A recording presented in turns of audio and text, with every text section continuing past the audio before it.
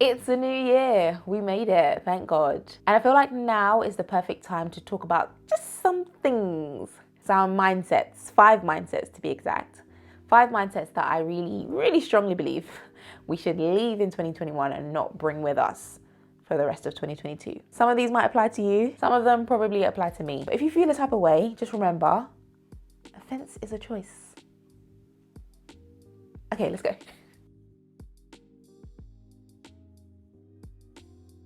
Hey guys, welcome back to my channel. Hope you are good, hope you're well. I'm not gonna waste any time. We are gonna get straight into this list. The list is not exhaustive. I have probably forgotten things. Things will change. I might even change my mind. But that is the beauty of having this channel, is that if that happens, when that happens, I'll just come back and make another video. So without further ado, mindsets I feel we should leave in 2021. Leave it expecting validation in everything. Another way to phrase this could be the idea that everything needs to be inclusive. And when I say inclusive, I'm not talking about like inclusivity in the workplace, inclusivity in, representation on TV and movies and music. I'm not talking about that. I'm talking about every post and every message and every thought that people have, especially on this internet. Example, my dad passed away when I was 14. When I see posts nowadays, yesterday, about, I don't know, the importance of having a father in your life, like how important fatherhood is and dads and blah, blah, blah. Do you know what I don't do? I don't become enraged and feel like, but some of us don't have the privilege of having our father around and it's not our fault. Even though that's true, I see the content, I see the thought, I see the opinion, and I just realize, okay, that cannot apply to me right now. It's just impossible. I don't have the facilities for that big man, do you know what I mean? And that's the point. Not everything applies to you, especially on this internet where dialogue is quite difficult. Most things on the internet are a monologue. Most things on the internet don't have the ability to have nuance. Someone could be sharing their thoughts on like the nutritional benefits of cheese, and somebody will come and shout, but I'm lactose intolerant. Then sis, the content was not for you. Simple. You're not the main character, meaning that not every single narrative is framed around your character type. I feel like we're kind of in a time now where everybody feels like they have to qualify everything they say, or they have to caveat everything they say, so as not to offend the people that feel this way, that feel like everything needs to be inclusive. Everything needs to apply to everyone, when that's just not the case. Literally, like yesterday, I saw a tweet from, I think it was Halle Berry, and it was honestly, in my opinion, it was just a very light-hearted, like almost like a mum joke, where she said something like, everything's better with wine, or something stupid. You know, something that someone would say, like something that you put on a birthday card, like everything's better with wine. Oh my gosh, the hate in the comments. Oh, this is so irresponsible of you. Some of us are recovering from alcohol addiction. Then use common sense and know that this post does not apply to you. Anyways, let me not get out of sorts. Let me compose myself. So bring it. Application. Does this particular thing, be it advice, be it a snippet of someone's life, does it apply to you? If not, keep it moving. Take it as a piece of content that's out there on the interweb that just has nothing to do with you, doesn't apply to you. If it doesn't interest you, keep it moving. But we don't need to choose offense. Leave it. Disagreeing to disagree. It seems like nowadays we do not accept disagreement. We feel as if someone disagrees with us, then they are like invalidating our whole being. Or we feel even worse, we feel like disagreement automatically makes the other person, I don't know, a wild label like sexist or bigot or whatever other wild label you want to place on that person. But the truth is, someone not believing what you also believe, or someone not agreeing with something that you agree with, doesn't automatically make that person a bad person by default. But unfortunately, the internet, I think we can agree, has become this almost like massive adult playground with adult bullies and adult peer pressure. That pressure us into thinking that there's only one correct opinion on all matters. So bring it. Agreeing to disagree. It's perfectly possible to disagree with someone and still get along with that person. Surely we don't share the exact same opinions as our friends, our family, our loved ones. So I don't understand why we feel like we have to hold the same opinion as people on the internet in order for us to get along. Disagreement does not have to equal conflict. Leave it. Always looking for the easy way. Soft life. No shade to soft life. In fact, I would like to be an ambassador for soft life. I'm all about it. I'm here for it. I'm here for making things easier and more beautiful and creating this beautiful life and not having unnecessary stress in your life. But we also need to let go of that idea that struggle automatically equals bad. Because I think as much as we all seem to agree that like technology and social media has bred this sort of microwave generation where we no longer have patience and we can no longer be bored and we want everything quickly, although we all agree with that, and although we all seem to like retweet and agree with, you know, quotes and posts about nothing is an overnight success and things take hard work, it seems like on the surface we agree with these statements, but in reality, do we actually believe that? Because I think we all, myself included, still always look for the easy way through something, even when the hard way and the long way is very clearly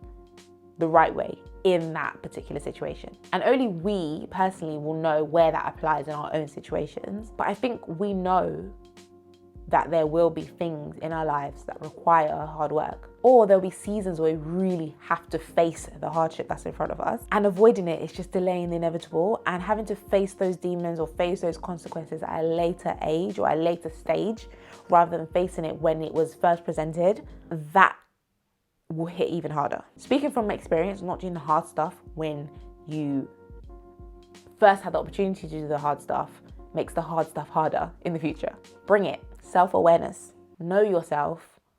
Be really honest about the areas in your life, in yourself that need work, and get comfortable with that reality. Get comfortable with the reality that hard work needs to be done in some situations. To be honest, I'm talking to myself here.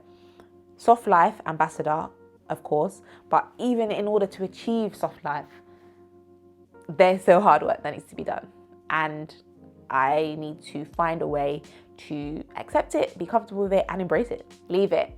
Cute, tidy, packaged thoughts and plans. I really believe that Instagram, infographic culture, social media in general has made us believe that every deep thought or self-help method or diet or productivity hack can be summarized or illustrated or packaged in this really neat, concise way. And I get it, because if you are actually putting something out there on social media, it does to an extent need to be like summarized and packaged and presented concisely and neatly. Even on YouTube, where like you have long form content and I basically spend my time brain dumping on here, even still I have to like formulate my thoughts to an extent, and I have to package it in a way that is not going to make you click off, and it's not going to confuse you. You know, I have to somewhat gather my thoughts coherently so that I can produce this video. But I think because of this, we now feel like that is how our brains have to function and operate even offline. Towards the end of 2021, like those days after Christmas coming up to the new year, I was actually like riddled with anxiety for a bit, because I was struggling basically to get all of my 2022 goals and my plan for the year and my lessons from the year of 2021. I was struggling to get all of that basically like summarized and packaged into like one A4 sheet of paper. I had the thoughts, I had the feelings, I had the ideas, I had the lessons, I had the goals, but I was stressing out because I could not like summarize it into this like paragraph or this mind map or this list of things that all kind of flowed together. I even tried to think of a word, one whole word to summarize 365 days. Does that make sense? So bring it. Messy mess. Trial and error mess. Not everything is cute. Not everything in your head is going to be neat and concise. So let's embrace the messy thoughts. Let's take time to unpack them. Let's figure out a plan to achieve our goals slowly. Is it not better to have, you know, figured out your thoughts on the 5th of January, on the 10th of January, on the flipping March, and then be in a position to then go on to achieve those goals? Is that not better than rushing to, you know, make a post-it note version of the whole year by December 31st and then have like just be flustered when you're trying to achieve those goals? Like the former seems more important. So let's embrace the mess of our thoughts. Leave it. The need to have a strong opinion on everything. You guys know me, the neutral queen. So of course this is going to make it onto my list. I'll use the example of the topic around black girl luxury. Now, I've been asked like by different people to talk about this topic, but funnily enough, I've been asked to talk about it from 2 different points of view. So I've had people say, oh, you should talk about black girl luxury. Like, don't you think it's crazy how people are trying to police black women and black women deserve luxury and da da da da da. And then I've also had people say to me, oh, you should talk about black girl luxury. Don't you think like it's not very smart? Don't you think like black women are becoming a slave to this capitalism and to luxury and consumerism and da da da da da? So I'm like, interesting that I've had that request on both sides. And to be honest, I don't know. I don't know where I stand on it. And I don't know if I care to know where I stand on it, because it seems like something that requires nuance. And it also seems like something that, like, some opinions, in my opinion, can't be formed without experience. So again, using the example of black girl luxury, I wouldn't consider myself one of the girls that indulges in luxury like that. And so I don't know whether, it's not until I become that person, if ever, that I would know whether I'm doing it because I feel pressured into spending money on Gucci or whatever, or if I'm genuinely just enjoying myself and it just so happens to be black girl luxury. Like, I wouldn't know. And so I can't speak on it. If I was to speak on it, I would probably just be neutral. I'd say, listen, some girls, the girls that get it. I'm joking. But some girls probably just like luxury stuff. Like, I see girls who I'm just like, yeah, you look like you're really into this thing. Whereas other girls might just be doing it to keep up with the Joneses. Like, I don't know. And that's okay. We can't be well versed in every topic. We don't have the capacity to be well versed in every topic.